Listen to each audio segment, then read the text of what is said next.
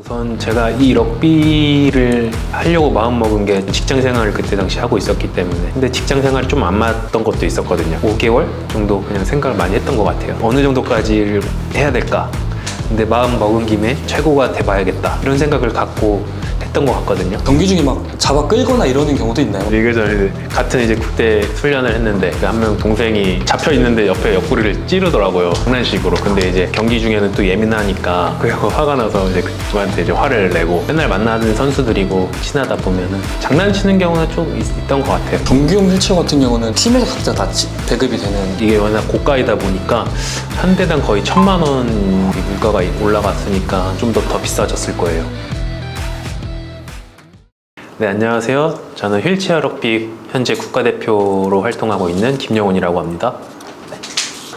2016년 7월 7일에 학교에서 이제 계곡을 놀러 가게 됐는데, 이제 수영을 조금 했다고 해서 다이빙을 하게 됐는데, 낮은 물에 이제 마찰이 강하게 생기면서 목뼈가 이렇게 꺾이면서 경수 7번이 손상되면서 하반신 마비를 얻게 됐습니다. 그럼 현재 지금 장애 정도는 어느 정도인 건가요? 가슴 아래로 다 마비고, 이제 상지는 제가 손이 좀 많이 불편해요. 그래서 뭐 정상적인 기능은 아닌데, 한쪽 손은 70% 정도, 한쪽 손은 한 30% 이렇게 장애가 남아 있습니다. 럭비는 어떻게 시작하게 되셨어요? 제가 다치고 나서 다시 대학을 갔거든요, 졸업을 하려고. 같이 병원 생활을 했던 형이 있는데, 체육관에 한번 놀러 와봐라 그래서 그때 처음 타게 됐는데 너무 힘들더라고요. 내가 이렇게 힘든 걸 왜 하고 있나, 그게 기억이 많이 남네요. 그럼 현재 소속된 팀은 어디신가요? 지금 현재 서울시 팀인데, 그 서울 우리멘테크 팀입니다. 거기도 그럼 실업팀인 건가요? 이게 실업팀이랑은 좀 다른 개념인데, 기업에서 어쨌든 연계를 해줘서 일반 그 실업팀보다는 임금을 덜 받고 운동을 한다 보시면 됩니다. 팀에서 포지션은 혹시 어디신가요? 포지션은 지금 공격수 포지션입니다. 전체적 경기 룰에 대해서 설명해 주실 수 있을까요? 코트 안에는 4명의 선수가 들어가야 되고요. 8포인트를 맞춰야 되고, 0.5부터 3.5까지 그 선수들을 포인트별로 맞춰가지고 경기에 들어가는 거고, 상대 페널골 라인에 이제 공을 갖고 들어가면 1점, 왔다 갔다 핑퐁하는 게임입니다. 규칙상 뭐 어떤 행동을 하면 안 된다는 것도 있나요? 네네. 공을 갖고 있는데 이 바운더리 안에서 손을 집어넣어서 여기 팔을 친다거나 이러면 일리걸 파울이라고 해서 퇴장을 당하거든요, 1분간. 그리고 한 골 넣을 때까지. 그런 파울도 있고, 이제 뒷판에 해서 넘어뜨린다거나 그런 스피닝 파울도 있고, 누가 봐도 이건 골인데 그 골을 저지시키기 위해서 뭐 넘어뜨렸다 선수를, 그런 플라그란트라고 해서 이제 3점 넣을 때까지 못 들어온다거나, 그런 룰도 있습니다. 그 혹시 우리나라에 그 휠체어 럭비 팀이 몇 개 정도 있는지 아시나요? 그 도별로도 있고 이렇게 있어서 제가 알기로 한 11개에서 12개 정도 되는 걸로 알고 있습니다. 휠체어 럭비 선수는 전체를 합쳤을 때 뭐 한 100명 남짓 되려나요? 그게 쿼드 오픈을 또 나눠요. 이게 국제 룰 규정을 따르면 쿼드 팀 한 팀당 한 평균적으로 7명에서 8명 정도 되고, 오픈 팀도 많은 팀은 한 10명 정도 되는 것 같아요. 쿼드만 있는 팀도 있고 오픈도 있는 팀이 있어서 100명 될 것 같긴 한데, 어떻게 보면. 그럼 우리나라는 그 전체적 규모 자체는 큰 편은 아니네요. 럭비 자체가 좀 유명하지 않다 보니까 그런 것도 있는 것 같아요. 네. 그 아까 오픈과 쿼드 경기를 나눠서 인원이 있다는 거는 네. 왜 그런 건가요? 초창기에 이 럭비가 된 게 척수장애 선수 장애인들을 위한 럭비로 알고 있는데, 이게 조금 이제 지나면서 절단장애 분들도 있고, 뭐 뇌성마비 장애인 분들도 있고, 그러다 보니까 그게 좀 섞여서 이제 그 쿼드로 나눠지고, 이게 오픈부는 흉추, 요추 이런 하체 하반신 마비이신 분들, 그러다 보니까 좀 더 이 상지 기능은 월등히 좋아서 이게 미는 스피드도 다르고 패스나 이런 것들이 좀 다 다르고 좀 더 월등하거든요. 그런 분들을 이제 오픈으로 나뉘고 있습니다. 일상생활에서 타시는 휠체어랑 경기용 휠체어는 많이 다르잖아요. 일단은 뭔가 좀 자유로웠던 것 같아요. 일단 휠체어 자체가 일단 낮게 세팅이 되어 있고, 뭔가 밀면 밀수록 이게 스피드가 나다 보니까 그런 재미가 좀 있었던 것 같아요. 경기용 럭비 휠체어는 전체적으로 티탄으로 되어 있기 때문에 뭔가 세게 부닥쳐도 그 단단함이 있고 시팅이 낮다 보니까 휠체어를 이렇게 조작했을 때 스피드도 더 빠르고 뭔가 회전도 잘 되고 이런 부분이 있다면 일상용 휠체어, 활동형 휠체어는 일상에 맞게끔 되어 있다고 해야 되나요? 작은 턱이나 이런 걸 넘어갈 때 이 앞바퀴도 들 수 있게끔 되어 있고 무게도 훨씬 많이 나가죠. 네. 부상을 당하신 적은 없으세요?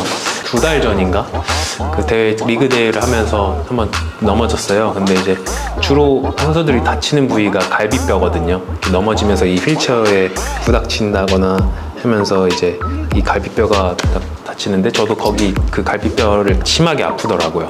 이게 강직이 오게 되는데 그 부위가 좀 부어 올라서 한 2주간 고생을 했던 것 같아요.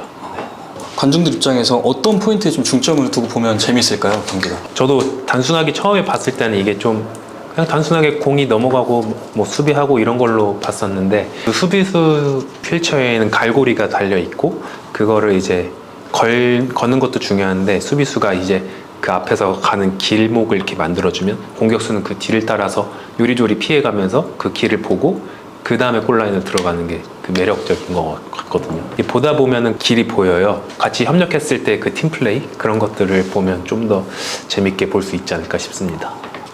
그럼 얼마 전에 그 국제 대회를 다녀오셨잖아요. 네. 혹시 그 대회는 어떠셨어요? 아시아 오세아니아 이제 존대회라고 해서 그게 파리 이번에 패럴림픽 티켓을 갖고 호주, 뉴질랜드, 일본, 한국 이렇게 나오게 됐어요. 근데 그 호주랑 일본, 뉴질랜드 다 세계적인 팀들이거든요, 순위 안에. 그 선수들과 제가 같은 그 경기장 안에 뛴다는 게 너무 감회가 남다른 거예요. 부닥치면서 달리는 게 즐겁더라고요. 그런 마음을 많이 느끼고 왔습니다. 네.